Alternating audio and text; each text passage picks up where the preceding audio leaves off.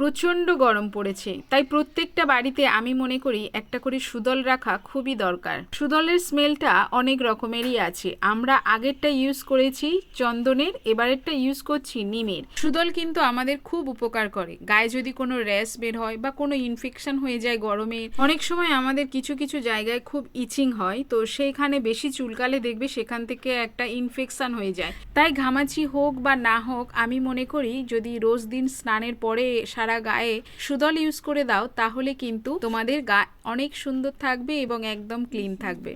অনেক দিন স্কুল ছুটির পর আজকের প্রথম আবার স্কুল খুলে গেল। আমার মেয়ে মর্নিং স্কুলেই পড়ে, আর আজ প্রথম স্কুল খুলেছে। স্কুলে গিয়ে দেখলাম সরকারি নির্দেশ অনুযায়ী জাতীয় গীত বন্দে মাতারাম এবং জাতীয় সঙ্গীত জনগণ মন অধি গাওয়া হচ্ছে। ক্লাস শুরু হয়ে যাওয়ার পরে আমি আর আমার বান্ধবী একটু রাস্তার দিকে বেরিয়েছিলাম। তারপর বাড়িতে চলে এসে পুঁইশাক, চিংড়ি, লাউ এবং চিংড়ির যে মাথাগুলো সেগুলো আমি ফেলিনি, ওগুলোকে আমি পেস্ট করে একটা সুন্দর পুঁইশাক ঘন্ট বানিয়েছিলাম। সেটা দিয়েই দুপুরে লাঞ্চটা সারলাম। তারপরে দেখলাম 2:30-এর দিকে চড়বড় করে বৃষ্টি চলে এসছে। তো তারপরে ভাবলাম বেডশিটটা একটু চেঞ্জ করে নিই। মেয়েকে বললাম বালিশের কভারগুলো সুন্দরভাবে পরাও তো, দেখি তুমি কত তাড়াতাড়ি ফার্স্ট কাজ করতে পারো। তো আমার শ্রিঞ্জা দেখো কত ঝটপট করে বালিশের কভারটা লাগিয়ে দিল।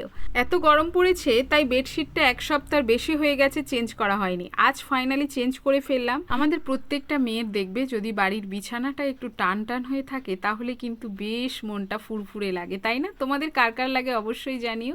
তারপরে আর কি 4টে বেজে গেছে, মেয়েকে তো নিয়ে যেতেই হবে, এখন টিউশনিতে দিয়ে আসতে যাচ্ছি।